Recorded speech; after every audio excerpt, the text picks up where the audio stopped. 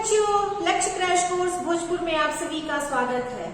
बच्चों, पिछले क्लास में मैंने आप लोगों को पाठ 7 व्यापार और भूमंडलीकरण इसके तहत जो महत्वपूर्ण प्रश्न थे उन सभी प्रश्नों के बारे में मैंने आप लोगों से चर्चा की थी।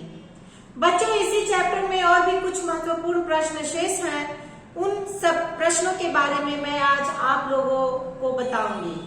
पहला जो प्रश्न है बच्चों वह है, ब्रिटेन में कॉर्न लॉ समाप्त करने के क्या कारण थे और इसके क्या परिणाम हुए। बच्चों, 18वीं शताब्दी से ब्रिटेन में जो बदलाव आए उनका वैश्विक अर्थव्यवस्था के उदय पर जो है वह बहुत ही गहरा प्रभाव पड़ा। 18वीं शताब्दी से ब्रिटेन की जनसंख्या में भी काफी वृद्धि हुई। अधिक से अधिक लोगों के भोजन के लिए खाद्य सामग्री की जो है वह मांग बढ़ने लगी। शहरों के विकास और औद्योगिकीकरण ने भी खाद्य पदार्थों की मांग बढ़ा दी। खाद्य पदार्थों की मांग बढ़ने से कृषि उत्पादों की मांग में भी तेजी आई। इससे कृषि उत्पादकों का मूल्य जो है वह बढ़ गया और वे महंगे होते चले गए। इसका लाभ जो है वह बड़े कृषकों एवं भूस्वामियों ने उठाया। अपने उत्पादनों को बेचने के लिए इन दोनों ने सरकार पर दबाव डालकर ब्रिटेन में कॉर्न लॉ द्वारा मक्का के आयात को प्रतिबंधित करा दिया। बच्चों, इसके फलस्वरूप क्या हुआ? इसके फलस्वरूप इंग्लैंड के कृषि उत्पादकों को ऊंची कीमत पर बेचकर भूस्वामी लाभ कमाने लगे और वहीं दूसरी ओर अनाज की बढ़ी कीमतों से उद्योगपति और शहरों में रहने वाले लोग जो है वह त्रस्त हो गए। इन लोगों ने कॉर्न लॉ का जबरदस्त विरोध किया और इसे वापस लेने की मांग की। सरकार को बाध्य होकर कॉर्न लॉ समाप्त करना पड़ा तथा खाद्यान्न के आयात की अनुमति भी देनी पड़ी। तो बच्चों, इस तरह से हम लोगों ने देखा कि ब्रिटेन में कॉर्न लॉ समाप्त करने के क्या कारण थे और उसके क्या परिणाम हुए। बच्चों, अगला जो प्रश्न है वह है, विश्व बाजार की क्या उपयोगिता है, इससे क्या हानियां हुई। बच्चों, इसमें सबसे पहले हम लोग विश्व बाजार की उपयोगिता के बारे में जानेंगे।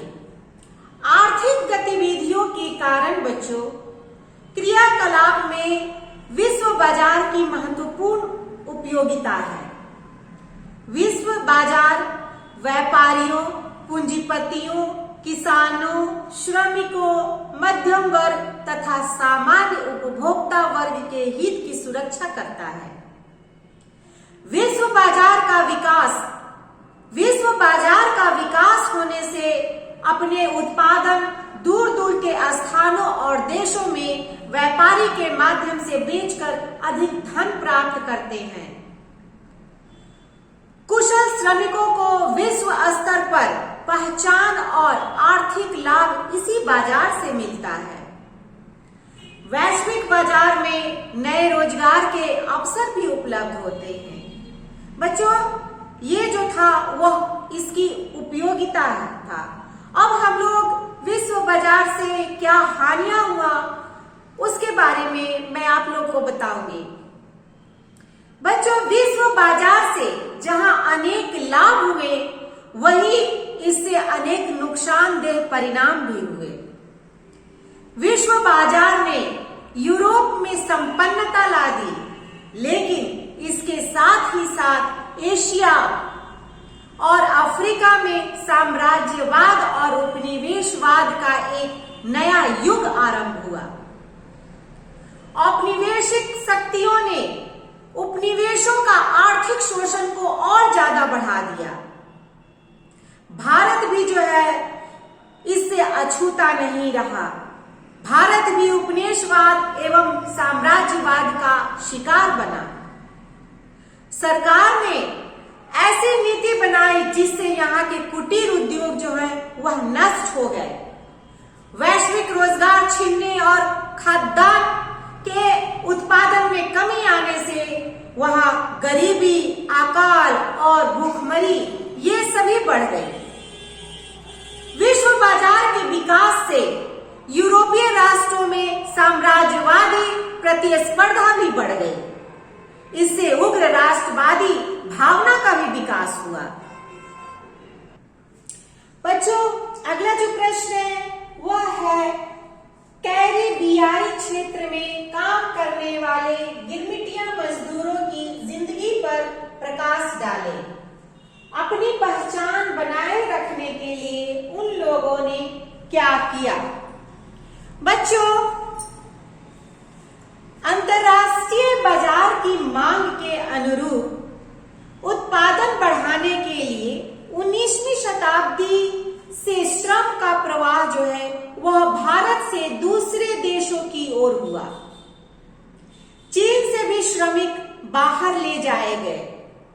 इन श्रमिकों को गिरमिटिया श्रमिक कहा जाता था, क्योंकि विदेशों में काम करने के लिए उन्हें एक अनुबंध अथवा एग्रीमेंट के अंतर्गत ले जाया गया।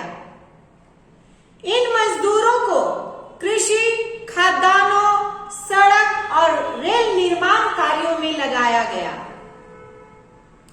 अनुबंध की आवश्यक शर्त यह थी कि उन्हें अपने मालिक के साथ 5 वर्षों तक काम करना था। यह अवधि पूरी होने पर ही वे अपने देश वापस जा सकते थे। बच्चों, अनुबंध के अंतर्गत मजदूरों की भर्ती एक प्रक्रिया के अनुसार की गई। खाद्यान्न बागान मालिकों के एजेंट घूम घूम कर लोगों को अनुबंध पर काम करने के लिए उत्साहित करते थे। उन्हें सुनहरे भविष्य का सपना दिखाया जाता था। साथ ही साथ उनके साथ झूठे वादे भी किए जाते थे। श्रमिकों को इस बात की सही जानकारी नहीं थी कि उन्हें कहीं और कैसे जाना है और वो कौन सा काम करना है। उन्हें यह भी नहीं बताया जाता था कि उन्हें समुद्री यात्रा करनी होगी। नए स्थान में उनके रहने खाने की व्यवस्था की बात भी गुप्त रखी जाती थी। इसके बावजूद गरीबी से परेशान लोग एजेंट लोग जो होते थे उनके झांसे में आकर अनुबंध का काम करने को तैयार हो गए। बच्चों, अनेक मजदूरों को तो एजेंट जबरदस्ती अपहरण कर ले जाते थे। यह सब करने के लिए एजेंटों को प्रति श्रमिक कमीशन की राशि मिलती थी। तो बच्चों, इस तरह से हम लोगों ने कैरिबियाई क्षेत्र में काम करने वाले गिरमिटिया मजदूरों की जिंदगी के बारे में जाना। अगला जो प्रश्न है वह है ब्रिटेन वुड्स समझौता की व्याख्या करें। बच्चों, ब्रिटेन वुड्स समझौता यह सम्मेलन जुलाई 1944 ईस्वी में अमेरिका के न्यू हैम्पशायर के ब्रिटेन वुड्स नामक स्थान पर आयोजित किया गया। विचार विमर्श के बाद 2 संस्थाओं का गठन किया गया। इनमें पहला अंतर्राष्ट्रीय मुद्रा कोष था और दूसरा अंतर्राष्ट्रीय पुनर्निर्माण एवं विकास बैंक। इन दोनों वुड्स ट्विंस या ब्रिटेन वुड्स की जुड़वा संतान कहा गया। IMF ने अंतर्राष्ट्रीय मौद्रिक व्यवस्था और राष्ट्रीय मुद्राओं तथा मौद्रिक के विनिमय की दर अमेरिका मुद्रा जिसको डॉलर कहते हैं उसके मूल्य पर निर्धारित की गई। डॉलर का मूल्य भी सोने के मूल्य से जुड़ा हुआ था। विश्व बैंक ने विकसित देशों को पुनर्निर्माण के लिए कर्ज के रूप में पूंजी उपलब्ध कराने की व्यवस्था की। इसी आधार पर अंतर्राष्ट्रीय आर्थिक व्यवस्था को नियमित करने का प्रयास किया गया और बच्चों यही जो है युद्धोत्तर अंतर्राष्ट्रीय आर्थिक व्यवस्था ब्रिटेन वुड्स व्यवस्था कहलाती है।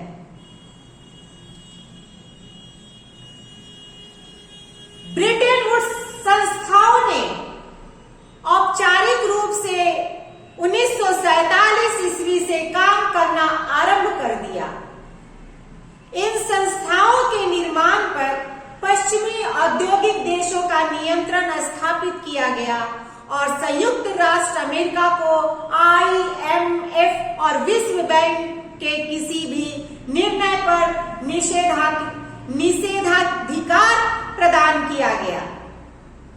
अतः इन संस्थाओं पर संयुक्त राज्य अमेरिका का व्यापक प्रभाव है।